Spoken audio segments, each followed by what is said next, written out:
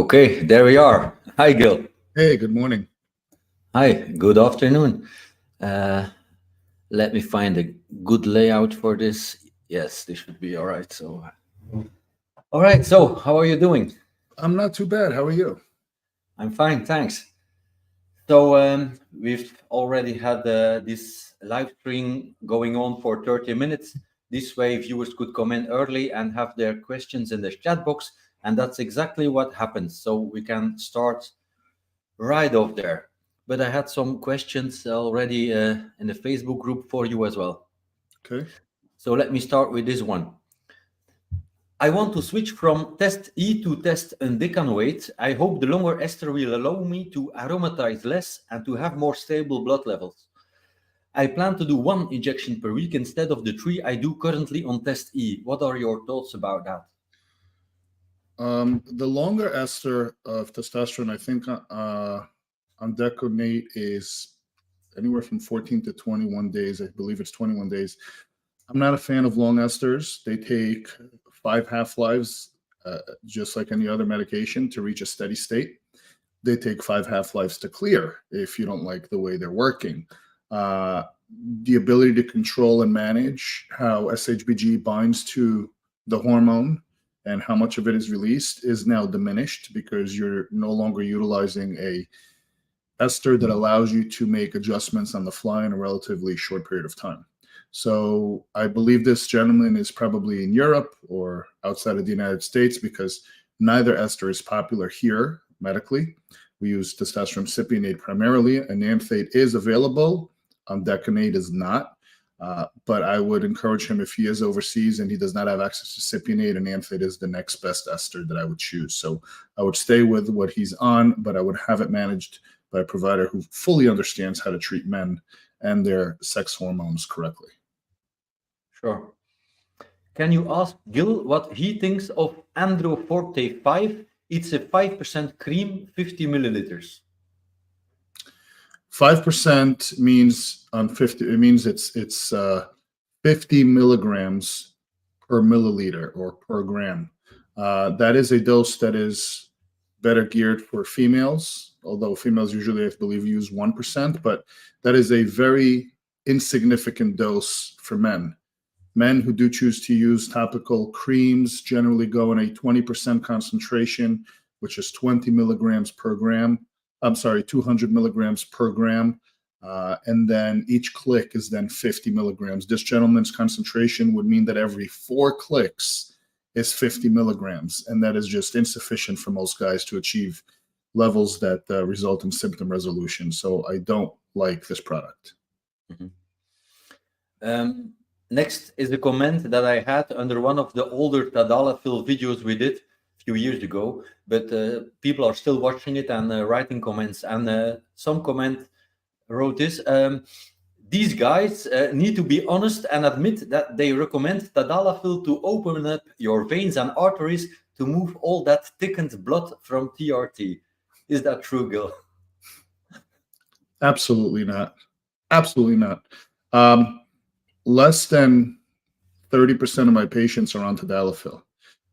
In fact, we don't really run into erythrocytosis because we manage the protocols and the frequencies correctly. And when we do run into mild erythrocytosis, it's generally a non-issue, unless you have severe comorbidities that put you at higher risks of PEs, DVTs, etc., which again, the coagulation cascade, especially intrinsic coagulation, really has nothing to do with erythrocytes. This is a platelet aggregation issue coupled with arteriosclerosis or hardening of the endothelial lining, coupled with possible calcification and plaque buildup from triglycerides and poor unmanaged years of cholesterol.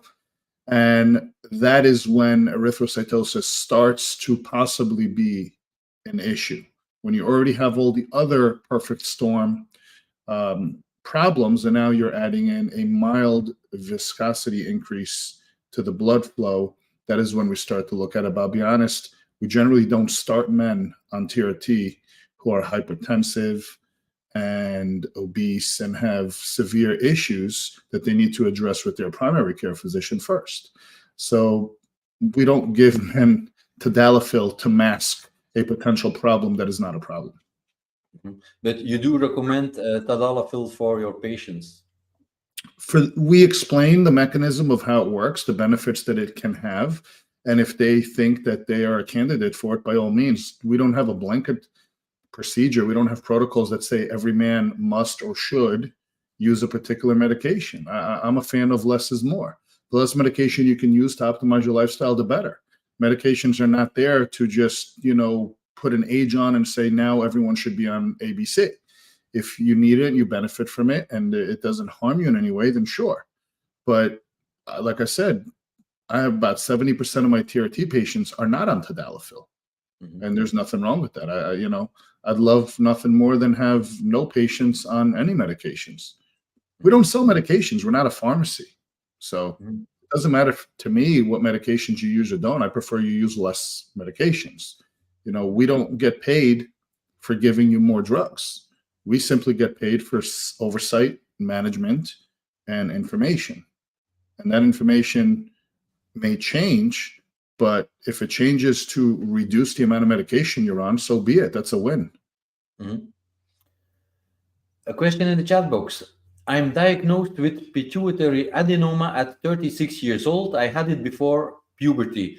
Should I start with HCG and Caber first, or do Caber, HCG, and cypionate or cream? I'm also obese. Just your opinion on it, please. So generally, pituitary adenomas will lead to hyperprolactinoma, and it will lead to hypoluteinizing hormone, which means that you're not secreting sufficient gonadotropic levels to stimulate the Leydig cells in the testicles to produce sufficient levels of testosterone.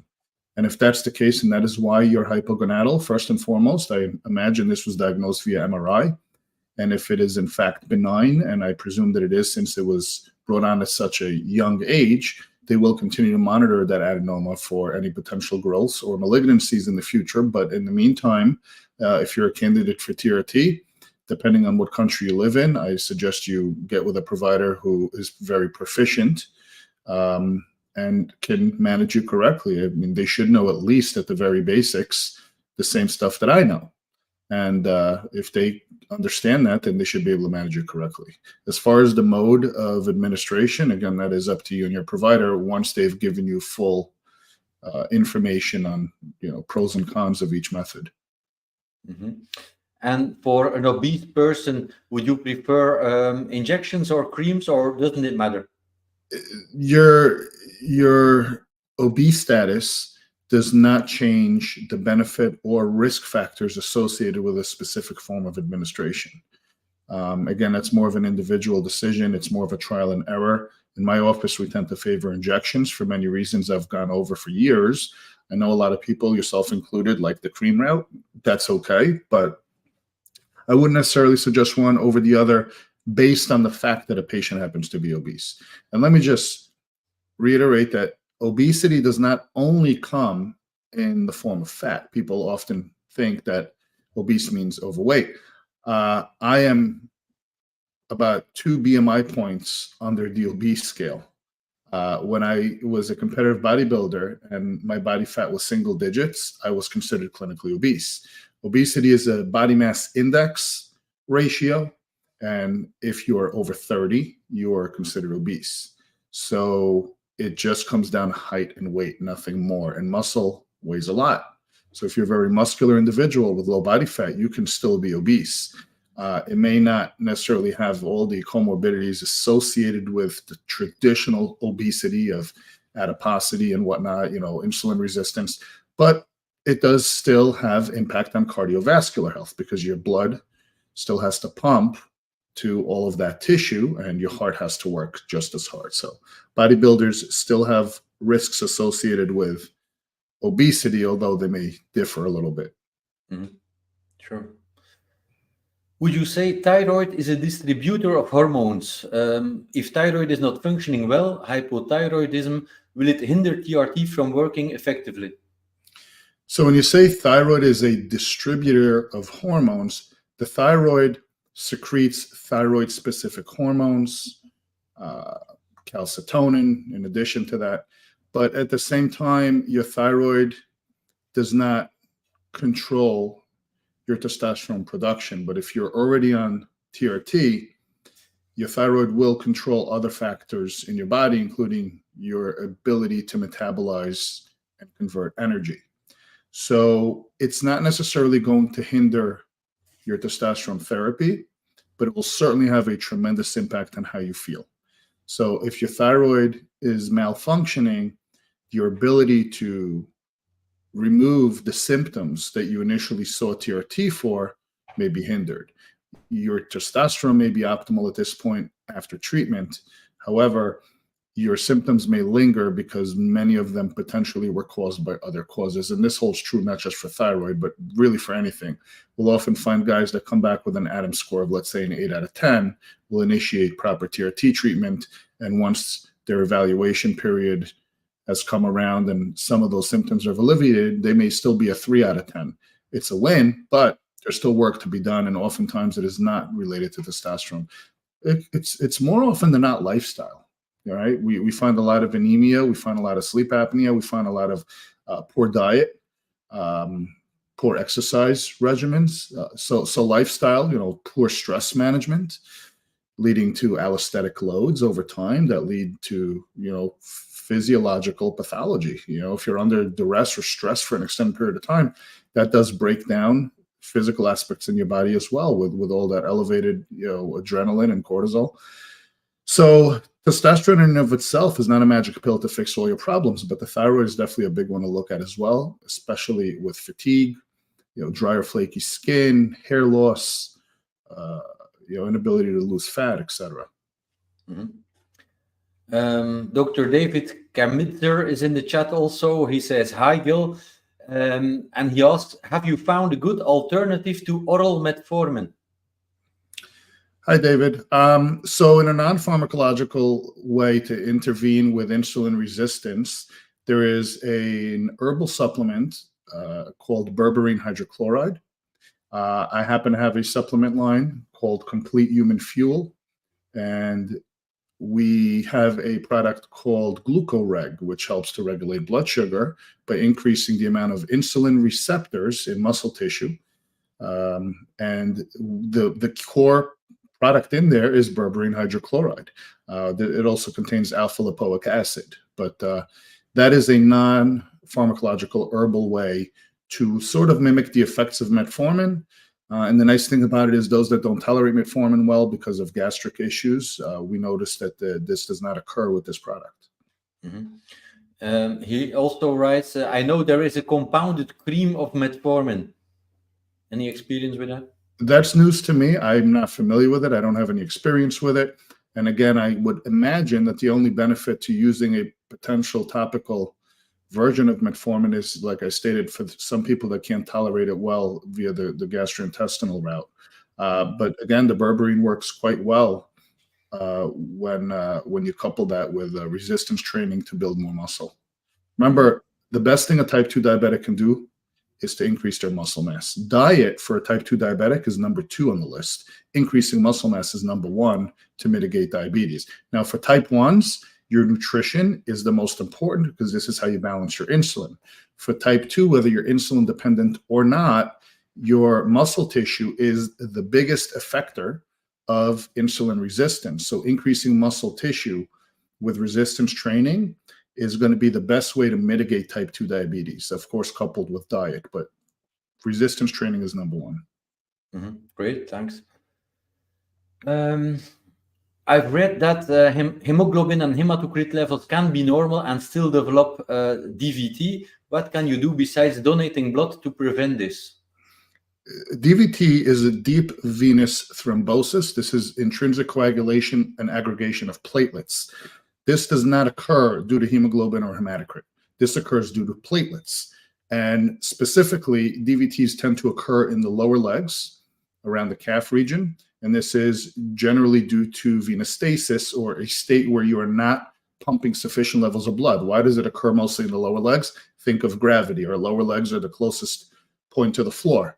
If you look at plumbing, sump drains are always at the lowest point. And the reason for that is because that is where everything gravitates. If you need to clean out a drain, the lowest point is where you're going to get all the soot and all the sediments and all of the minerals, and that's where you want to open a drain. Same thing with your body.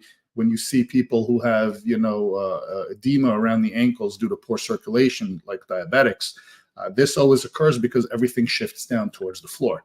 Now, if you're someone that sits or stands a lot and you have poor circulation, you're going to develop this in the legs because the arterial flow to the leg is strong. The venous return to the heart is impeded by poor circulation. So increasing nitric oxide, TRT does that for you. Tadalafil does that for you. Weightlifting does that for you. And increasing low intensity, steady state cardiovascular activity for 30 to 40 minutes a day does that for you. It helps the endothelial function and to help to dilate blood vessels and to stimulate blood flow. So the biggest risk for people of having a DVT is essentially post-op, right? When you're laid up in bed for a couple of days, especially in orthopedics, when you had like a knee replacement, hip replacement, you can't walk, you can't mobilize, and those muscles cannot squeeze and help to push that blood back to the heart.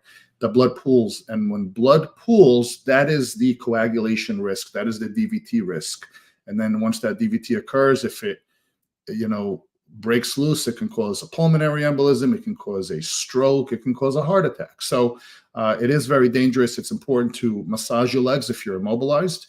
They now sell these sleeves that kind of like self-squeeze and help to push that blood out of the legs. They may give those to you if you've had recent operation. But just getting up and walking every so often, this is why they tell you on an airplane, especially if you're older or if you have diabetes or you're obese or you have hypertension, ensure that you get up and you walk up and down the aisles a few times if you're on a 10-hour flight or whatnot. Same thing if you drive trucks for a living, all right, or a cab driver, anything you do, it's important. Once an hour, get up, take a 3 to 5 minute walk to prevent DVTs. Hemoglobin hematocrit have zero to do with DVTs whatsoever. Shallow IM versus deep IM injections, pros and cons, what's your preference? No difference whatsoever. I say shallow because we're using minimal volume with TRT. And over the years, why create unnecessary scar tissue? So we recommend the 27 gauge half-inch insulin syringe, and that minimizes scar tissue over the course of a lifespan, and it does the job. Question with a bit of numbers in it. If you have low SHBG, like 8, so 3T is very high, 20% of serum testosterone levels, should TRT be managed towards 3T levels or total T levels? My total T is 1400, 3T is 550. He's using too big of a dose, which is what's crushing his SHBG. If you have a total testosterone of 1400 nanograms per deciliter with an SHBG of 8, where you have no binding affinity to the hormone and yet you still manage to hold on to it, your injection protocol is hundreds of milligrams per week, probably 300-400 milligrams a week. That's my guess. And that is the reason your SHBG is 8, because androgens antagonize SHBG. And it is dependent on the dose. So larger bolus injections will have a further crushing effect on SHBG.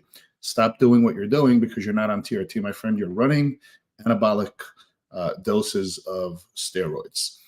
Fix your SHBG, and then you can manage your TRT correctly. But I am pretty sure that you don't have a competent provider managing this for you. You're probably doing it on your own. No provider would, well, I shouldn't say no because I've seen some nightmares, but a competent and ethical provider would not allow you to be on the protocol that you're currently on. Yeah, Blurry is the name of the guy who asked the question. Maybe provided with the protocol or the dose you're injecting, that might help. As a TRT provider, how do you determine the starting dose of testosterone on a patient who is deficient to overcome what the patient is already producing naturally? Well, so there's a couple of factors here. First and foremost, height and weight, just as we would consider with any medication. If a man is 6'4", 270, his dose will probably be larger than a man who's 5'4", 140. With that said, we also consider their age and how long they've been deficient and to what extent the deficiency is. I'm not going to take a man who's 75 years old, has a total testosterone of 150, and has been living in that state presumably for a decade, and now aim to get his levels up to over 1,000 within 8 weeks. Because, if you're coming in from the cold, you don't jump into a hot shower. You defrost a little bit, right? You warm up, and then you get into a warm shower. And as you acclimate, you start to turn the temperature up. Otherwise, it's going to burn you. So same thing here, sensory adaptation. Figure out where the man is, figure out how long he's been there, figure out his personality. Is this man an alpha? Is he someone that probably had high level of tease his entire life and just recently crashed and now he wants to be brought back? Maybe he's 37 years old and he says, in the last 6 months, I've been feeling run down, and his T comes back relatively low. But, maybe you've got some labs on him from 10 years ago and he was at 900. So you have to consider the type of person you're dealing with, their age, their height, their weight. So there's a lot of assessment process that goes into it. And this is why I despise these cookie cutter approaches of every man starts on this protocol and that's it. It's just not the way medicine works. At least it shouldn't be. Our blurry guy that just talked about the high total T and high free T, he says, I'm doing daily injections, 190 milligrams per week. 190. Okay.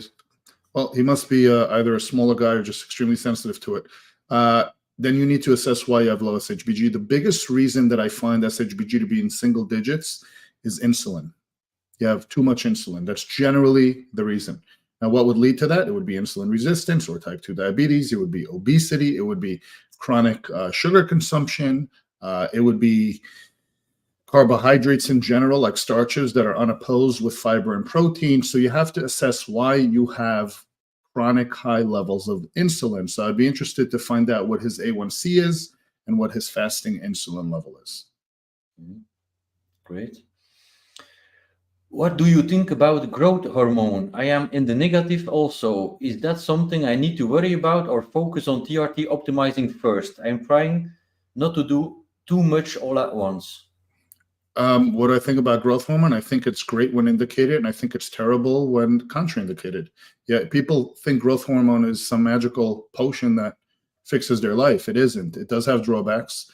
We do not prescribe synthetic human growth hormone like somatropin because it does come with risks and scrutiny. But we do have growth hormone secretagogues, which are peptides that help your body produce more natural growth hormone levels. And those help to mitigate a lot of the risks. With that said, if you're insulin resistant or diabetic, that is contraindicated. So you have to understand what it does, why you may or may not need it. And if you have T deficiency, it's unrelated to growth hormone whatsoever. And the only way to fix that is with proper TRT. Back to our blurry guy. He says, yes, I'm type 2 diabetic. So there you go. That's your problem, my friend. Type 2 diabetics have chronic insulin, they have low SHBG, and sad to say, until you reverse your type 2 diabetes, and I explained earlier how, lift a lot of weights, cut out all your sugars, and once your A1C is controlled, low 6s, high 5s, then you should be able to get that SHBG back up. And for the time being, quite honestly, I would lower your dose from 190 milligrams. I know you're doing daily injections. 190 is not going to help you get that SHBG up, and you don't need a free testosterone around 50 nanograms as a diabetic. Fix it and then let that SHBG come up a little bit, and you'll have more binding and more transport for your testosterone. An add-on question there: what are the risks for synthetic growth hormone? Becoming a diabetic, at the very least, acromegaly, which is the enlargement of body organs, specifically cardiomegaly, which is an enlarged heart, or hypertrophic cardiomyopathy, especially since people tend to exercise while using it. Some of these conditions are irreversible. And if you have any cancer cells active in your body, then this will help to proliferate them and make it spread faster. So we don't use synthetic growth hormones. Dr. Keith Nichols is also in the chat. Hi, Keith. He shares compounded metformin works just as good as the oral form. It's just more expensive, and it has to be applied to the forearm twice a day. So it's just more convenient to take an oral tablet for most. Yeah, I would agree. So as we know, compounded medications are not covered by insurance. Metformin is a very, very commonly prescribed and very inexpensive medication. Often, if you have any copay at the pharmacy, it's maybe $5 a month for oral metformin. But like I said earlier, some patients don't tolerate it well, on their GI tract. So if that is the case, they have to look at alternatives, and that's why I offered an herbal solution. But if you do need a prescription metformin and you don't mind the cost, of course, compounded creams are never going to be covered by insurance, but it's certainly an option. Certainly an option. Mm-hmm. Is Tadalafil safe to take daily along with the pre-workout? I'm not a fan of pre-workouts because oftentimes they're just CNS stimulates. They contain high levels of caffeine. Sometimes they contain other illicit, compounds just to give you that rush. So the term pre-workout doesn't really define what is in your product. It's just a generic layman term that is used on a lot of products. So if you have an ingredient list, that would certainly be helpful. So I personally don't use pre-workouts. If I do feel any a little pick-me-up, I may have a shot of espresso. But any nitric oxide booster, coupled with a proper warm-up into your exercise, especially as we age, right? I'm in my late 40s. I can't just run in the gym and start hitting weights out of the gate like I did when I was younger. I do have to warm up a little. You have to vasodilate. You have to get the core temperature up a little bit, and you have to get the body prepared, for that state of transient hypertension, which occurs when you lift weights. And unless you kind of start by stretching out a little bit and getting the body warm, you're going to be at risk for detrimental health, issues down the road. So pre-workouts kind of bypass that process because they get you riled up and ready to go, but you're not really warming up. Tadalafil is a great nitric oxide booster. It's a great vasodilator. Now, I will caution you, if you are on any antihypertensives for blood pressure, doubling down with Tadalafil and then doing cardiovascular exercise can lead to hypotension. You may get dizzy, lightheaded, and possibly faint and hurt yourself. So be very cautious with PDE5 inhibitors if you're already on a medication for lowering your blood pressure. But with that said, if you're otherwise healthy and you train regularly, a low dose Tadalafil in the morning will certainly help you with better pumps in the gym. And just skip the pre-workout. You don't need it. Hi, Gilberto Gonzalez. He gave us a super chat. I saw you wrote something there in the chat, but that's not really a question. Is there any question there? Maybe write it down. Then John Pistilli. Hey, gentlemen, any thoughts on appetite control while on TRT? Ghrelin has been attacking me lately. I've tried every diet on there, even have the bariatric surgery, still hungry 24/7. Hate those surgeries, to be honest with you. You should probably speak to a nutritional therapist and see if you have some kind of an emotional attachment to food. But if you truly have a hormonal issue, then I'm not sure the type of surgery you had. There's a lot of bariatric types. There's sleeves. There's the ones where they cut you. So check with the provider who performed your surgery and see if a GLP maybe would work for you or if it would be contraindicated. Usually slowing down, the digestive process is not ideal in patients like you, but double check if that would help. That certainly helps to curb appetite. And if you really can't control your appetite, learn to make good habits instead of bad habits. So try eating more protein and fiber. That has a bigger thermic effect on digestion and therefore slows down digestion naturally and helps to curb cravings because you feel fuller longer. Eat more volumetrically dense foods rather than nutritionally dense foods. So that would be things that take up more space but have less calories.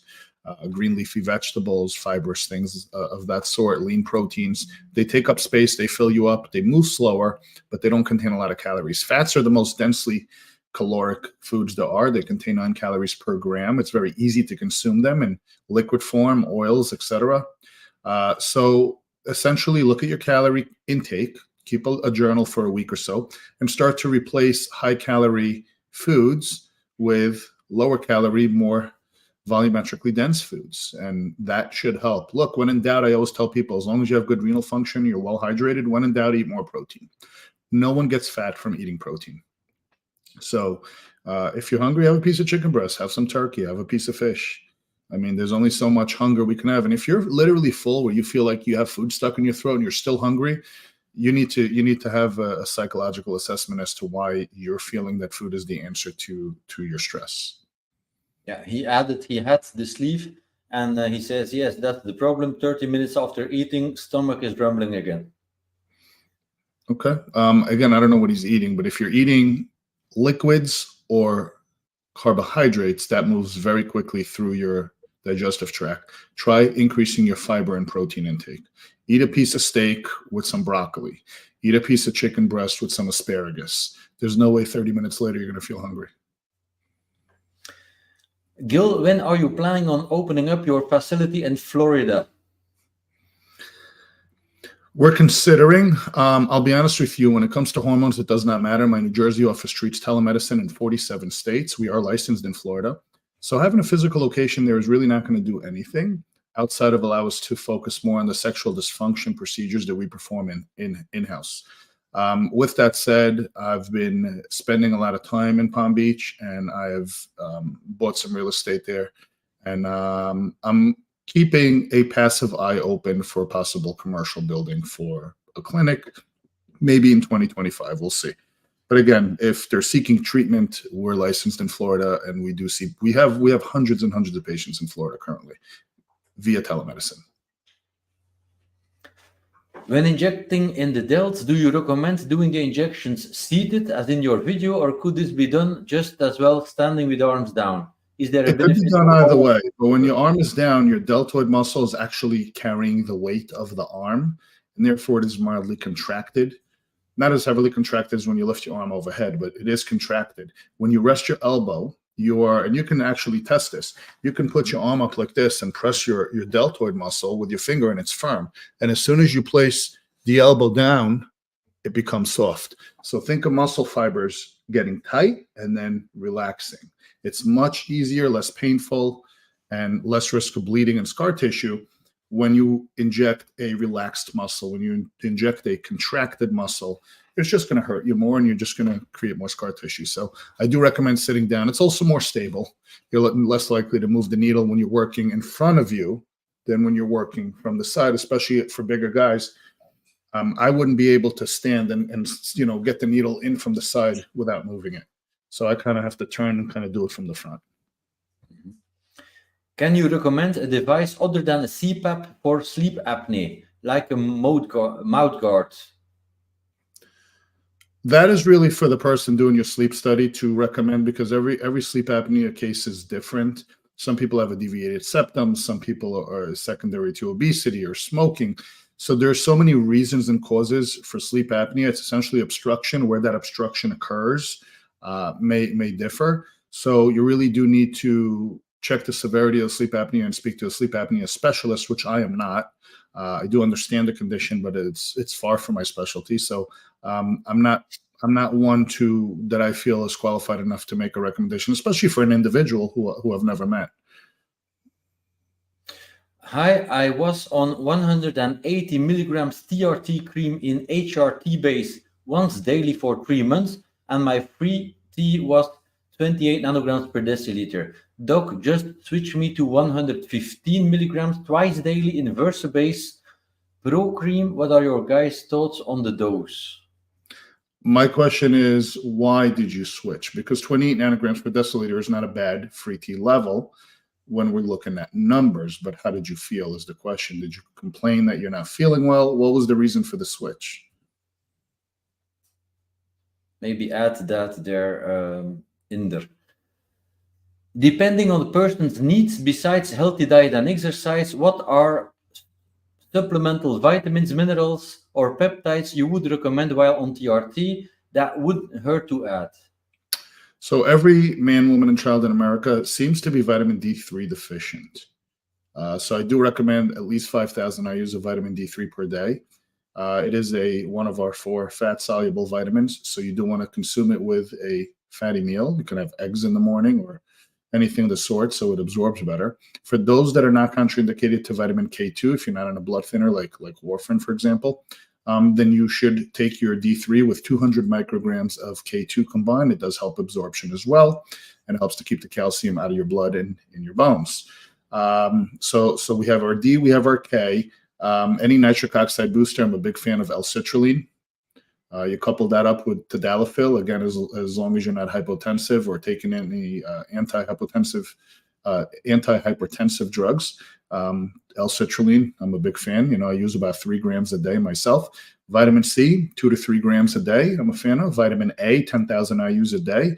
These are all basics, and these are the type of nutrients that you really are not going to get sufficient levels of in a multivitamin. Multivitamins are great, but they kind of help to make, expensive urine. They don't really absorb very well because they try to pack too much into too little. And unless you're taking, a multivitamin where serving size is like 4 or 5 capsules, it's very difficult to take a 1 a day and expect to get everything you need.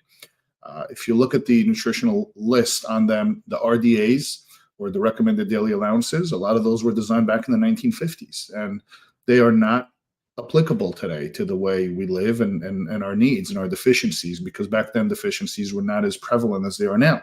Quality of food was different. The level of activity and exercise was different. With modern technology, we're a very sedentary society. Our food contains very, very little or to no nutrients whatsoever.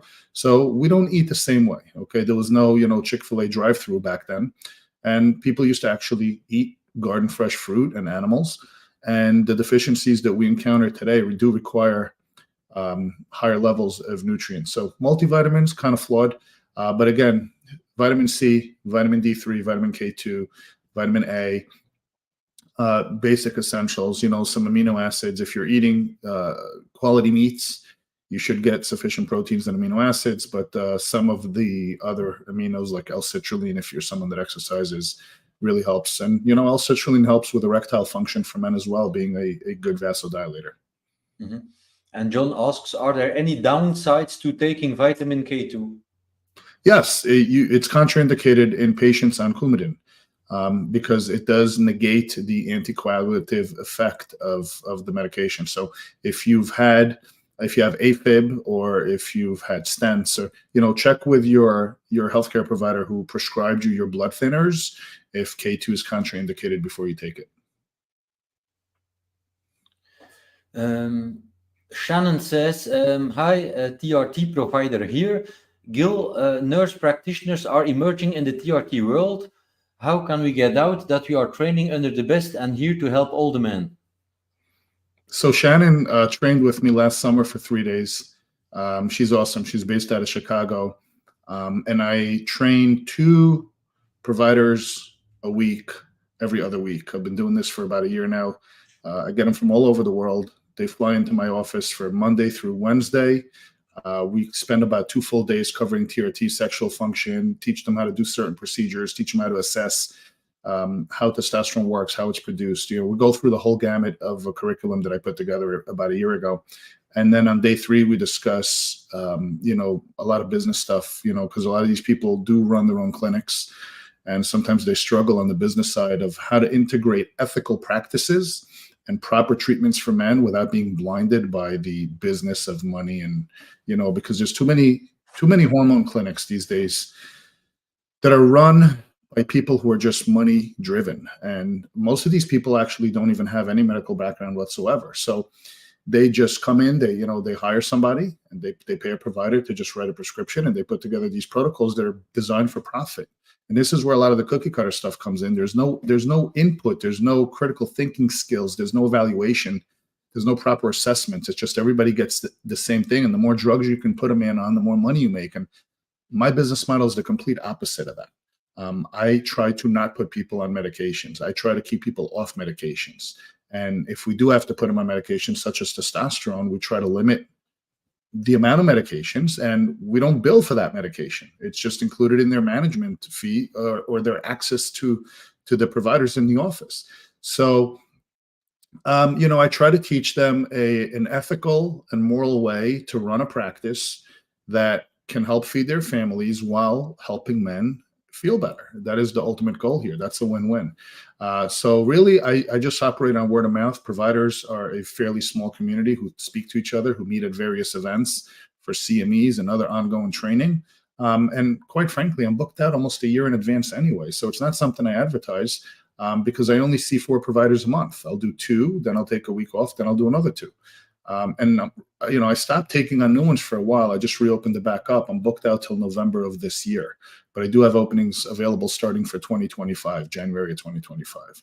And I love it because I feel that every time I touch a provider and I teach them proper TRT management, how to assess, how to think critically.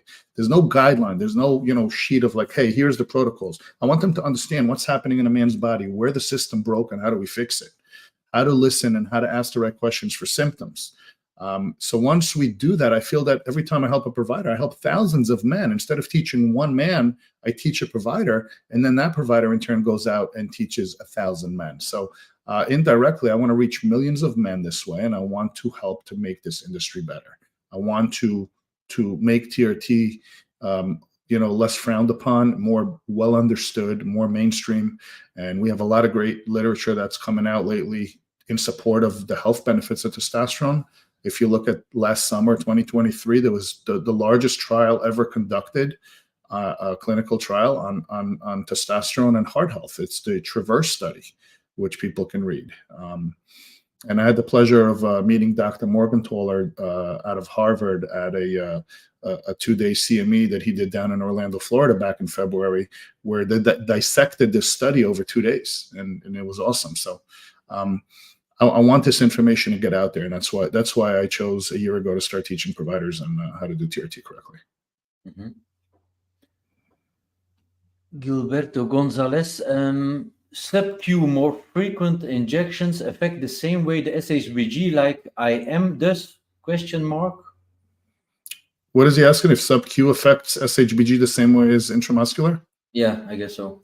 No one can answer that definitively. We do know that SHBG is antagonized by androgens. So when you do take an injection of an androgen, which testosterone is, and it is dose dependent, right? The higher the dose, the more crushing effect you have on SHBG. The route of administration is not something that's really been studied, either clinically or anecdotally. And it doesn't really matter, because at the end of the day, however you administer your testosterone, whether it's sub-Q, whether it's intramuscular, whether it's topically, your SHBG is going to trend down from testosterone. If it doesn't trend down, then there are other factors like lifestyle, nutrition, etc., that will impact it. But testosterone in and of itself is a variable that drives SHBG lower. It's probably a non-issue, but does TRT therapy differ from a male endocrinologist versus a female endocrinologist? The gender of the provider is not relevant to the quality of care you receive. I've met both men and women who practice atrociously, and I've met both men and women who practice phenomenally. The lead provider in my New Jersey office happens to be a female who I've personally trained for months, back when she started with me, and she is a phenomenal provider, incredible provider. Men feel really good under her care. She does a great job, good bedside manner, and I'm very proud to work with her because she does an incredible job for the patients. And the fact that she's a female has zero to do with her ability to deliver treatment. Of course. What's the best way to deal with anxiety caused by TRT? TRT does not cause anxiety unless you're an anxious person to begin with and you believe that TRT is a reason to be anxious. Remember, depression is dwelling on the past and anxiety is dwelling on fear of the future. And if you fear something, you're going to be anxious. There's no direct mechanism by which properly administered, key term, properly administered and managed, TRT increases anxiety. Low testosterone can lead to anxiety, because it actually reduces confidence levels. And when we don't feel well, our hope for the future, our outlook is diminished, and that increases anxiety. Because remember, I said anxiety is fear of the future. And if your future looks grim, you're going to be anxious. If your future looks bright, your anxiety is reduced. But if you're a type of person who anticipates things, expects things that are unrealistic, and then they don't occur, that leads to, again, hopelessness for the future because you have failed to meet expectations. That could lead to anxiety. So setting correct expectations with the patient up front is a provider's responsibility, but the patient's responsibility is to accept that and not think that TRT is going to fix every problem in their life. Luke, thank you for the super chat. He asks, is it possible for Aromatase to crash SHBG to 5? Yeah, So Aromasin is what we call a suicidal aromatase inhibitor. Not only does it eliminate the aromatase enzyme systemically, it also lowers circulating estradiol. You do not need any aromatase inhibitors whatsoever. We've made videos on this numerous times over the last decade, I think. And if you want to see one specifically that's 17 minutes long, it's me and Dr. Grant. It's about 5 years old, that video. It's on my clinical website, elevatewellnessgroup.com. You click on knowledge base, and it's video number 30. All of the videos on my website, Stephen, are linked to your channel. So that does increase the view count and the algorithm on your channel. And I send thousands of patients and providers to my website where all the videos are linked and itemized and numbered. So I do that, one, because I think it's a phenomenal database of information that is free and available to people. And number two, I link them directly to your channel as a thank you for doing what you do. Thank you so much, Gil. Thank you. How long after applying cream should we get labs for draw for peak and trough? With cream, I mean, you'd know better than me. I believe they say 4 to 6 hours, but you shouldn't chase peaks and troughs in a man who is properly treated. You want hormones to be at a steady state. You don't want to peak and drop.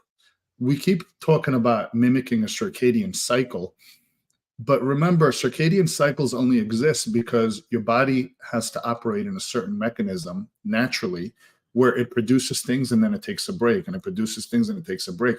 We don't start our engines in our car, rev to 5,000 RPM and hold them there for 5 years. You'll blow your engine. You drive, you turn it off. You drive, you turn it off. Now, when that system breaks and you decide to start a regimen of exogenous hormones, you no longer need to concern yourself with breaking the system. It's already broken. Now you can find the level that you feel your very best and live there all the time.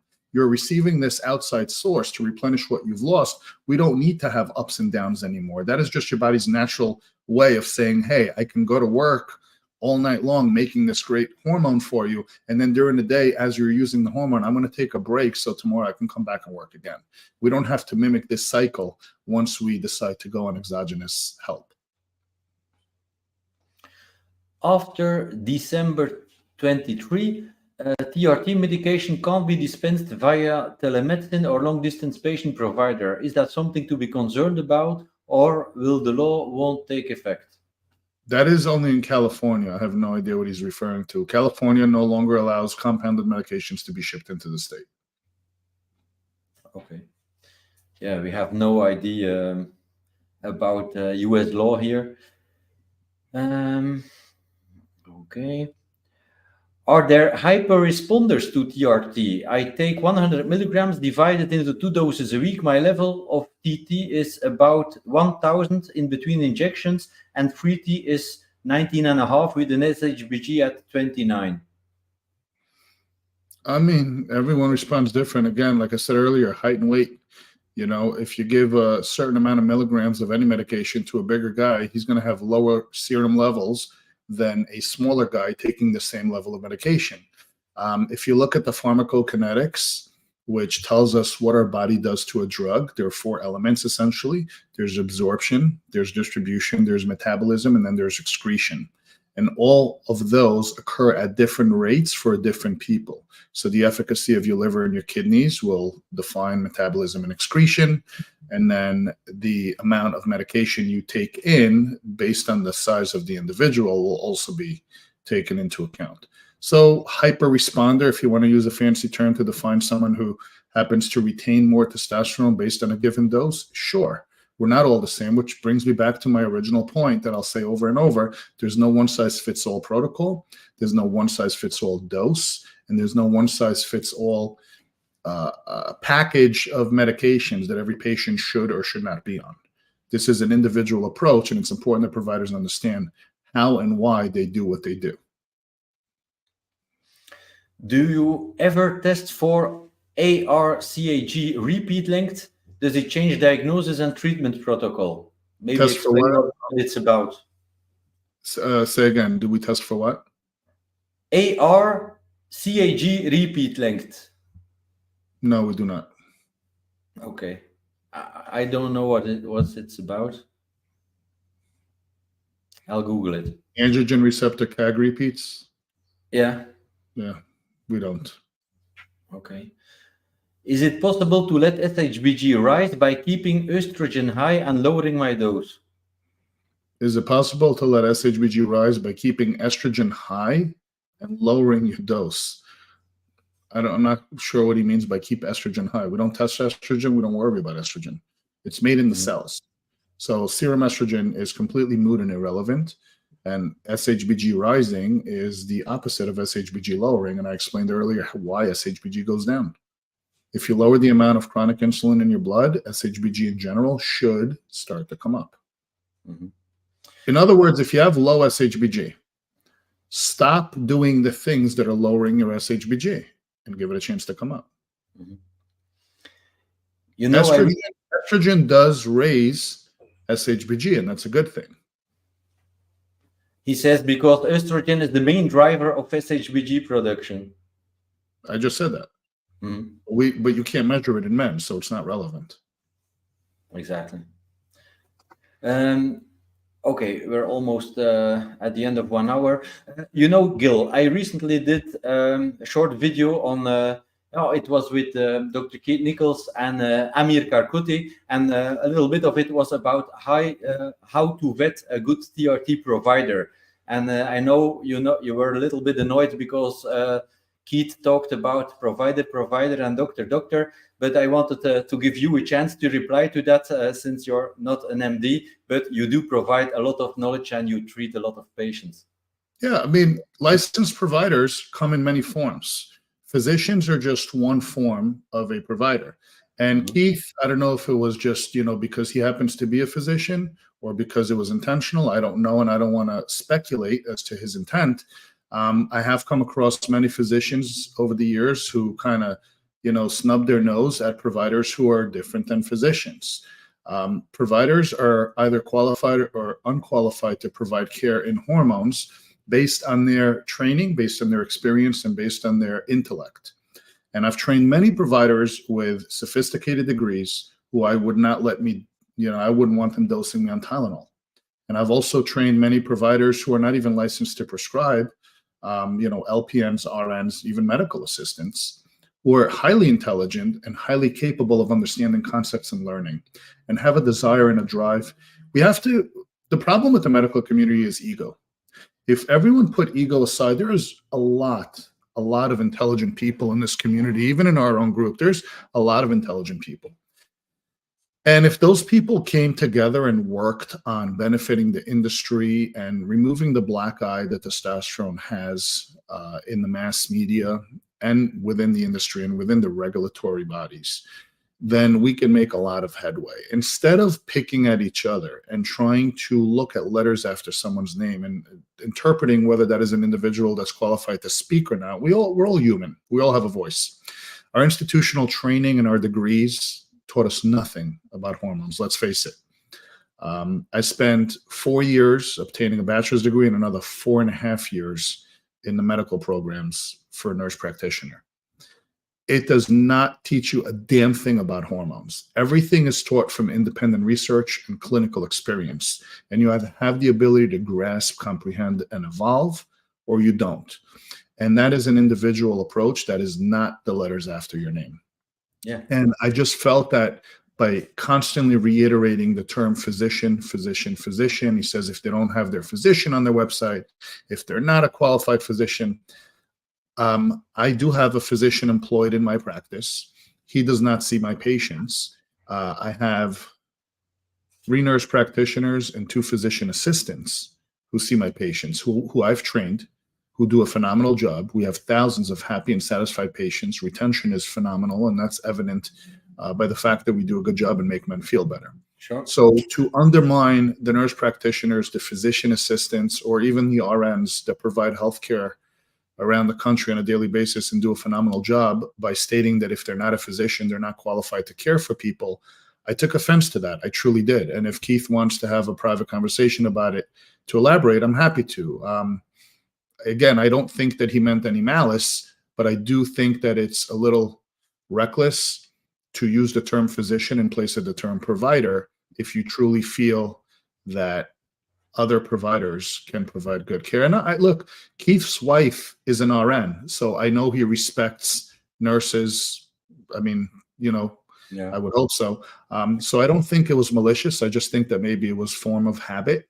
And Yeah. I think that it needs to be clarified, because I do know that a lot of providers who watch the channel and watch the videos will take offense, because, a lot of them have spent years fighting for recognition, and they treat patients phenomenally well. If, going back just a few years, DOs who are physicians were looked down on in hospitals. If you weren't an MD and you were a DO, you're a doctor just like an MD, and yet, hospitals didn't want to hire you. So why people have to fight for recognition based on a specific degree or a path they chose into medicine just baffles me, because there's too much energy wasted there. And I think that everyone should be judged based on the merits of the information they provide and the quality of care they provide patients ultimately at the end of the day. Remember, your patient comes to you just wanting to feel better. They're not coming to take your degree and hang it on their refrigerator. They just want to feel better. And if you have empathy and compassion and knowledge, and you're able to provide them with care, and you're licensed to do so, I just don't see why anybody needs to look down on anyone else. That's just my thought on it. Yeah, sure. Yeah, I'm sure he just meant it's just a habit saying physician instead of provider, I guess. But I agree. I hope you're right. But like I said, I just think that we need to be more conscious in using the terms correctly, because, hey, chiropractors are physicians. Podiatrists are physicians. But I wouldn't necessarily say either is qualified to treat hormones. Sure. Right. So what is your way of advising men who just start out in this journey, how to vet or how to find a good provider? It is so tough, to be honest with you. I don't want to sit here and self-promote and say, listen, I treat nationwide. Feel free to reach out to me in my office and we can help you. That's obvious, but you don't have to use us. There's a lot of providers out there that are qualified. Here's the bottom line. If your provider needs to be taught by you as a layman, if you need to bring them a set of labs and say, hey, look, this is what I want you to test, and this is why I want you to do it, that's a red flag. Your job is not to educate your provider. If you need to do that, great. You want to make them a better provider and help them help other people. That's very noble of you. Don't be a guinea pig. Don't let someone who doesn't know what they're doing play trial and error on you. Your health is too important. You owe it to yourself. Just seek someone who's competent. If they're not testing luteinizing hormone on a man who hasn't started T yet, if they're not testing SHBG every single time they do your lab, if they're not spending a few minutes explaining to you why they're testing certain things, what these things mean, why they're prescribing you a treatment, what their desired outcome and expectations of that treatment are, then they're not servicing you correctly. Now, with that said, I don't want to throw every insurance provider under the bus, but when it comes to hormones and the way the healthcare system in America is designed, insurance is not the way to go about TRT. It is not the way to go and get proper treatment, because insurance doesn't pay anything to your provider for treating you. A couple $100 a year at best is not going to get a provider to go and dedicate themselves to spend hours a day on the latest in science of how to treat men's hormones correctly. It's just not. That's not how they make their living. So by whipping that insurance card out of your wallet, you're already pretty much guaranteeing yourself that you're not going to get the proper care. So unfortunately, as it stands today, proper TRT is self-pay, out of pocket, if you want to get a provider that is competent. I spend my life dedicated to studying this topic because I am paid to do so. And if I had to take your insurance card, I would not be paid to do so. I'd go do something else. And that holds true for any provider out there. People do care about you. This is why they're in the field, but people still have to feed their families, and they're not going to do it for free. All right. Thank you, Gil. Just a few more things there. What should a brand new beginner into the world of TRT know? Well, you have a channel with full of videos, over 1,000 videos, and there are playlists. There's also a playlist on this channel. Start here with all the things a beginner should know when starting. Same thing, how long does it take to feel normal again taking TRT? Gil has done several videos on that, as have other providers. when does my TRT kicks in? When does my TRT start to work? Just use those search terms in the channel's homepage. There was one more thing. Yeah, Tommy says, Gil, after 3 years of injections, are there any side effects or changes I should expect by switching to compounded cream? I mean, if your injections were done right and you still didn't feel well, you have to stop and ask yourself why. But if you want to give the cream a shot, try it. See if it works better for you. I mean, changes, yeah, I would imagine you're going to feel slightly different.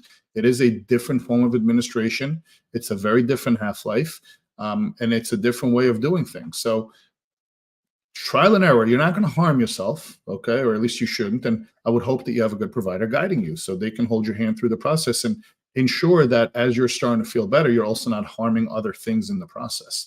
The goal here is risk mitigation and not just to feel better.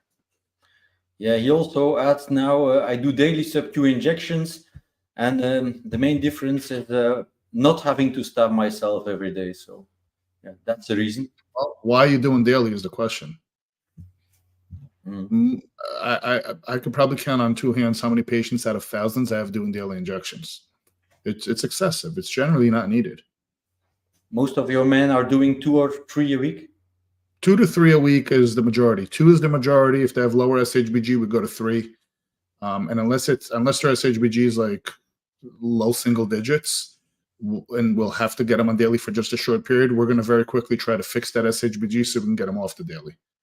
I don't want. Listen, I've been injecting for a decade, and I don't want to inject every single day. It's not even the needles. I don't mind the needle. I don't want to draw a vial and inject every day. I mean, sometimes you come home, you're tired. It's excessive. It's inconvenient. Have you noticed an increase in libido from everyday injections? Libido is so multifactorial that it really doesn't have a whole lot to do with your TRT protocol, believe it or not. But again, everyday injections, what is the benefit? If you can define to me the mechanism by which this helps to increase whatever it is you're seeking, let's have a conversation about it. Yeah. Hi, David, another Belgian guy I know. Hi. So he says, you're the best, guys. Thank you. So I want to thank you again, Gil, for all your knowledge and sharing this with us during this hour. How can people reach you if they want to get in touch? So if you're based outside of the United States, you can go to nextleveldietetics.com and you can do a consultation with me on Zoom via that website. If you are based in the United States, we can likely treat you over the phone via telemedicine. We can send you a requisition to get your labs done at your local LabCorp, and then we can have a licensed pharmacy ship medications directly to your home, and we will continue to have conversations over the phone and monitor your health on an ongoing basis. You could do that by visiting my clinic's website at elevatewellnessgroup.com. And in there, you just input your contact info. My office calls hundreds of people daily who input their contact into that form to go over the entire process and answer any questions you have before you move any further. So again, www.elevatewellnessgroup.com if you're in the United States. And there's no charge for filling your information and getting a consultation call with my office just to get some information. Awesome. Thank you so much. I want to thank you again and enjoy the rest of your Sunday, Gil. Thank you so much. Always a pleasure. All the best. Thank you. Bye-bye. Bye-bye.